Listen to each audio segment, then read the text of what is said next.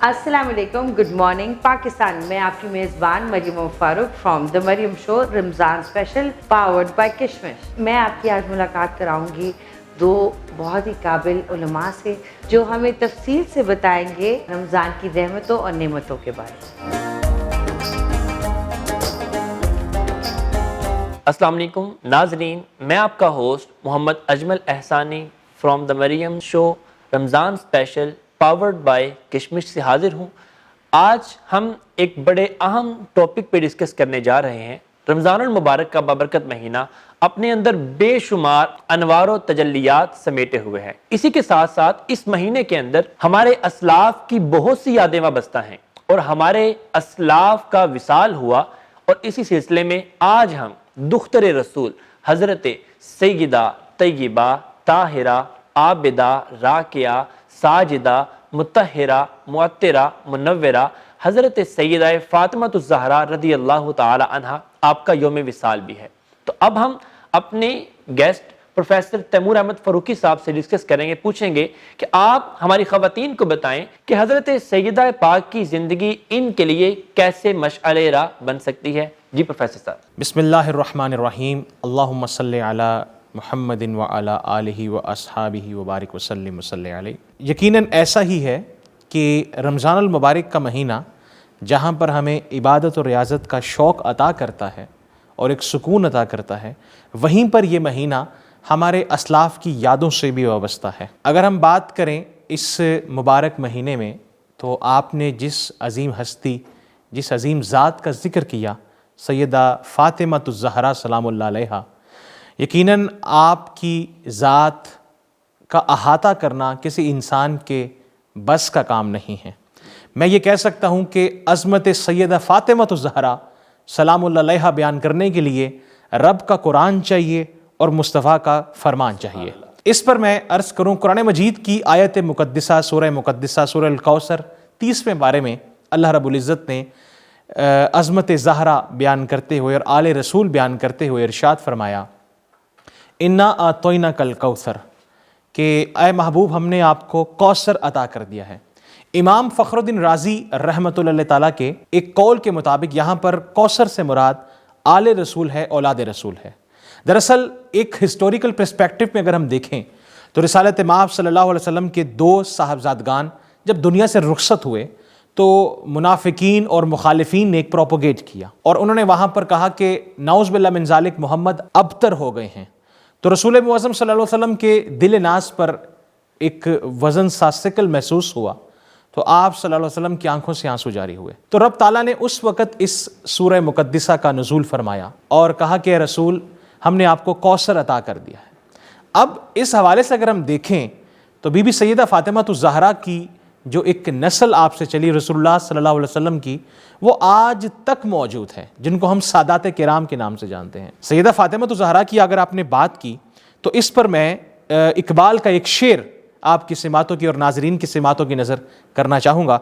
इकबाल ने कहा था कि मरियम अज़ यक निस्बत ईसा अज़ीज़ से निस्बत हज़रत ज़हरा अज़ीज़, नूर चश्मे रहमतुल लिल आलमीन आ इमाम अव्वलीन व आखिरीन। कि हज़रत मरियम अलैहिस्सलाम को तो ईसा अलैहिस्सलाम से यक निस्बत हासिल थी, एक निस्बत से कि वो आपकी वालिदा माजदा थी, लेकिन सैयदा फ़ातिमतुज़ ज़हरा को ये मुकाम हासिल है कि उनको 3 निस्बतें हासिल हैं। पहली निस्बत क्या कि वो नूर चश्मे रहमतुल लिल आलमीन है। दूसरी निस्बत क्या, आम इमाम अव्वलीन व आखिरीन, कि जितने भी अव्वलीन व आखिरीन इमाम हैं उनकी वो वालिदा माजदा हैं। दरअसल 3 रमज़ानुल मुबारक सैयदा फ़ातिमतुज़ ज़हरा के विसाल का यौम है। हम उनके विसाल की तरफ तो जाएंगे, लेकिन पहले हम उनकी शख्सियत, उनकी ज़ात से मुतल्लिक भी बात करना ज़रूरी समझते हैं। हम अगर सैयदा फ़ातिमतुज़ ज़हरा के नाम पर गुफ्तगू करें तो आप सलामुल्लाह अलैहा का जो इस्म गरामी है वो रिसालत माब सल्लल्लाहु अलैहि वसल्लम ने रखा। आपका नाम फ़ातिमतुज़ ज़हरा है।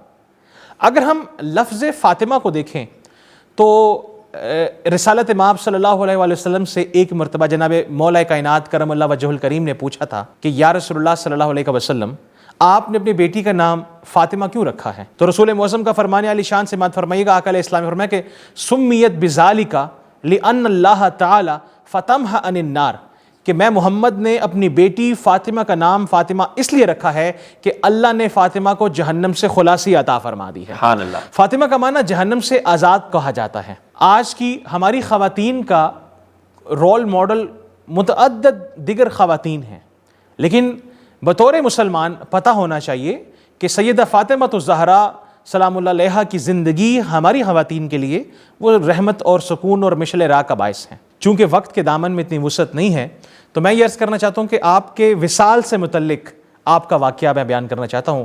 آپ جانتے ہیں کہ تاریخی تناظر میں رسالت مآب صلی اللہ علیہ وسلم کے وصال مبارک کے 6 ماہ بعد آپ کا وصال ہوا اور رمضان المبارک کا مہینہ تھا. اور کہتے ہیں کہ جب آپ کے وصال کا وقت قریب آیا تو آپ نے اپنے سرتاج مولا کائنات کرم اللہ وجہہ الکریم کو بلایا اور بلا کر آپ نے فرمایا کہ اے علی میرے ایک رکہ ہے جو میں نے رکھا ہوا ہے اس کو لے آئیں. تو جب وہ رکہ آپ کی خدمت میں پیش کیا گیا تو جناب مولا کائنات نے پوچھا کہ فاطمہ بتائیے اس رکے پر کیا لکھا ہوا ہے. تو آپ نے ایک تاریخی واقعہ وہاں پر ارشاد فرمایا. آپ نے کہا کہ جب میرے بابا کا وقت وصال قریب آیا تو بابا نے مجھے پاس بلایا اور بلا کر کان میں میری ایک بات کہی. پہلی بات پر میں افسردہ ہو گئی اور وہ بات یہ تھی کہ آپ نے فرمایا تھا کہ میرا وقت قریب ہے، میں اللہ کی بارگاہ میں حاضر ہونے لگا ہوں.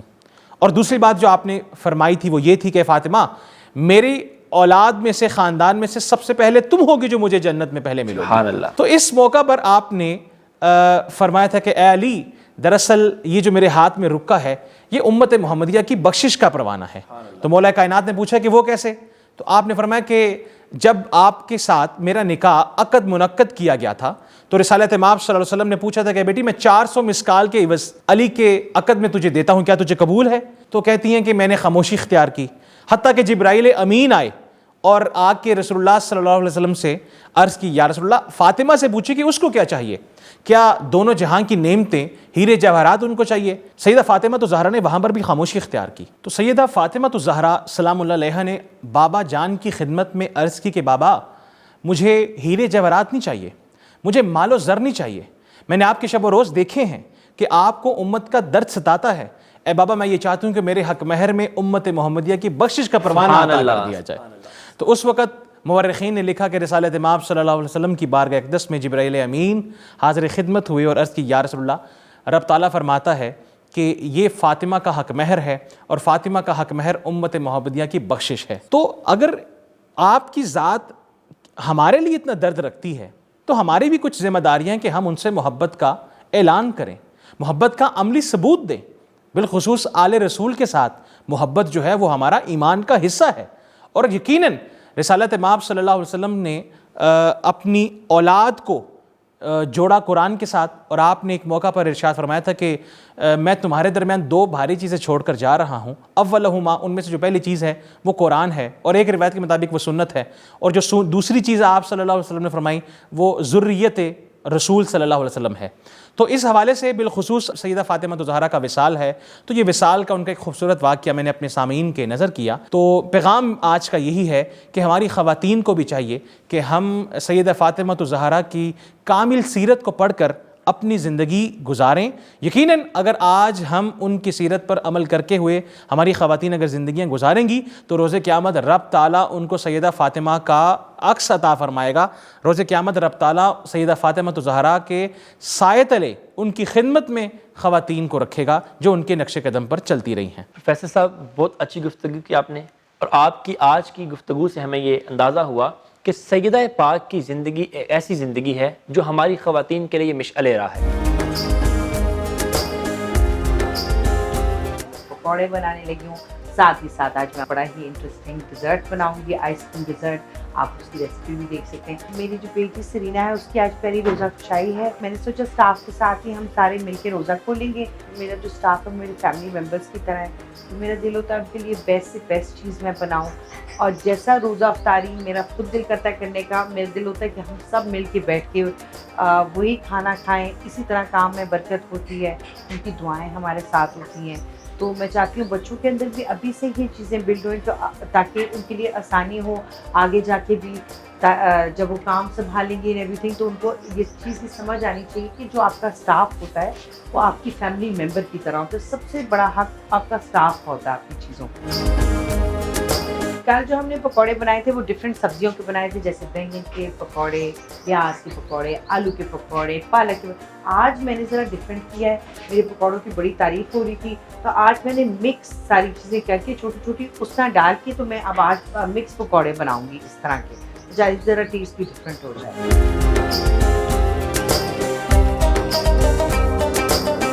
یہ دیکھیں میری کوکنگ سکلز آپ کے سامنے، میں I am not quite good at these things, اور میں کوشش کرتی ہوں کہ یہ سارے کام میں خود کروں۔ جب بھی آپ یہ اس ٹائپ کی کوکنگ کر رہے ہوتے ہیں تو بچوں کو تو بالکل کچن میں نہ آنے دیا کریں، کیونکہ میرے بچے تو بالکل افلاطون ہیں ادھر ادھر چیزیں، تو یہ آئل بہت گرم ہوتا ہے، بڑے طریقے سے آپ کو آرام سے تسلی سے یہ کام کرنا ہوتا ہے۔ انگلش ٹائپ ڈیزرٹس بناتی ہوں، مجھے لگتا ہے کہ ذرا اس میں مزہ زیادہ آتا ہے، تو یہ جی میری بسکٹ ہے، یہ میں نے پیس کر کے ایسے اس طرح رکھی ہیں، ٹھیک ہے۔ یہ میں نے اسٹرابریز کاٹ کے رکھی ہوئی ہیں، ان کو میں تھوڑا سا پکا کے اس کے بعد اس کے اوپر ایک لیئر لگاؤں۔ یہ ساری انگریڈینٹس آپ کے سامنے، اسٹرابری، میری بسکٹ اور لیمنس اور تھوڑی سی چینی۔ اسٹرابریز ہیں یہ ہم اب پین میں ڈالیں گے تھوڑا سا، تاکہ جو میری بسکٹس ہیں وہ اچھی طرح سوک ہو جائیں اسٹرابری بیس کے ساتھ۔ 1.5 ٹیبل اسپون آف شوگر، اور یہ نیمبو جو ہم نے کاٹے تھے وہی ہم اس میں نچوڑ دیں گے، تھوڑا سا کھٹا میٹھا سا ٹیسٹ بن جاتا ہے اسٹرابریز کا نا۔ اور یہ ساتھ ساتھ جو ہمارے کیمرہ مین کے منہ میں بھی بہت زیادہ پانی آ رہا ہے۔ اسٹرابریز ہماری پک رہی ہیں، یہ دیکھیے گرم گرم جو اسٹرابری ہے وہ ہم اس پہ ایک لیئر اس پہ لگا دیں گے۔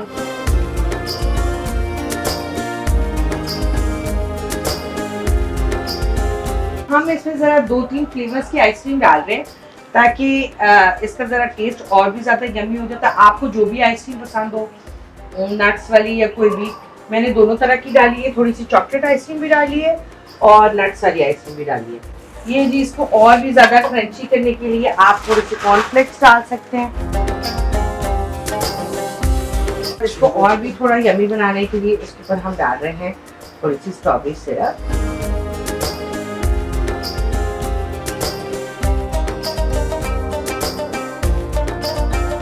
افطاری کا ٹائم ہونے والا ہے تو ہم سارے ٹیبل پہ بیٹھ کے، بچے آپ کے سامنے دیکھیں بہت ہی زیادہ بھوک لگ رہی ہے ان کو، تو کئی بچوں نے تو جو چھوٹے بچے انہوں نے کھانا بھی شروع کر دیا۔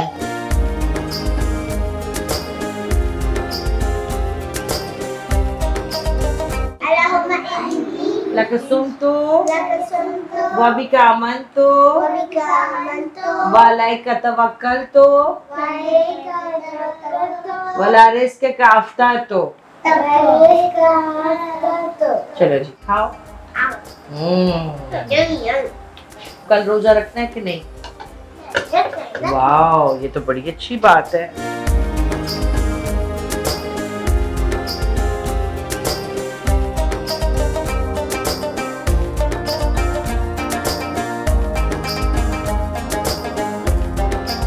اکثر اوقات اس طرح ہوتا ہے کہ ہم چھوٹی چھوٹی باتوں کی وجہ سے پریشان رہتے ہیں، معمولی سے معاملات پر ہمارا ریاکشن اتنا بڑا ہوتا ہے کہ جس کا اتنا فائدہ نہیں ہوتا، اتنا ریاکشن دینے سے ہمارا نقصان ہوتا ہے۔ اس کی اگزامپل لیتے ہیں، مثال کے طور پر اب ہم روڈ پر جا رہے ہیں اور روڈ پر جاتے ہوئے ہماری گاڑی کے آگے سے کوئی شخص گزر جائے، اب ہم وہاں کھڑے ہو جاتے ہیں، وہ شخص چاہے 2-4 ٹرن لے کے اپنے گھر پہنچ جاتا ہے، ہم وہاں کھڑے سوچتے رہتے ہیں، اور ہم سوچتے رہتے ہیں کہ اگر یہ شخص رک جاتا، میرے پاس ہوتا، میں اس کا فلاں کرتا، اس کو میں فلاں بات کرتا، فلاں بات کرتا۔ لیکن یہ چھوٹی چھوٹی باتیں ہمارے لیے پرابلمز کریٹ کرتی ہیں۔ اب اسی طرح بہت سے لوگ ایسے ہوتے ہیں جو بینک کے باہر کھڑے ہوتے ہیں، ان کو لائن میں لگنا پڑتا ہے، وہ سمجھتے ہیں ہماری سیلف رسپیکٹ ڈیمیج ہو رہی ہے، لیکن یہ سیلف رسپیکٹ ڈیمیج نہیں ہو رہی بھئی، جس طرح باقی لوگ انسان ہیں وہ اپنی باری کا ویٹ کر رہے ہیں، آپ بھی ویٹ کر رہے ہیں۔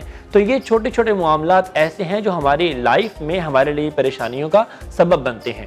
لہذا جب ہم اپنے کام کے مقصد کی طرف دیکھیں گے کہ ہمارا کام کرنے کا مقصد کیا ہے، ہم اگر کہیں جا رہے ہیں تو جانے کا مقصد کیا ہے، آ رہے ہیں تو آنے کا مقصد کیا ہے، کسی سے بات کر رہے ہیں تو بات کرنے کا مقصد مقصد کیا ہے. جب ہم اپنی بات کو اپنے مقصد سے ریلیٹ کریں گے, ہماری بات میننگ فل ہوگی, تو تب ہمیں اندازہ ہوگا کہ آج بھی ہمارے دل میں لوگوں کے لیے کتنا رحم موجود ہے اور ہم آج بھی لوگوں کے لیے رحم دل ہیں. تو پتہ چلا کہ چھوٹی چھوٹی باتوں کو دل پہ لے کے پریشان نہیں ہونا چاہیے, اور یہ ہمارے لیے پریشانی کا اور نقصان کا سبب ہو سکتی ہے. آپ اپنے ہوسٹ محمد اجمل احسانی کو اسی پیغام کے ساتھ اجازت دیجیے. السلام علیکم.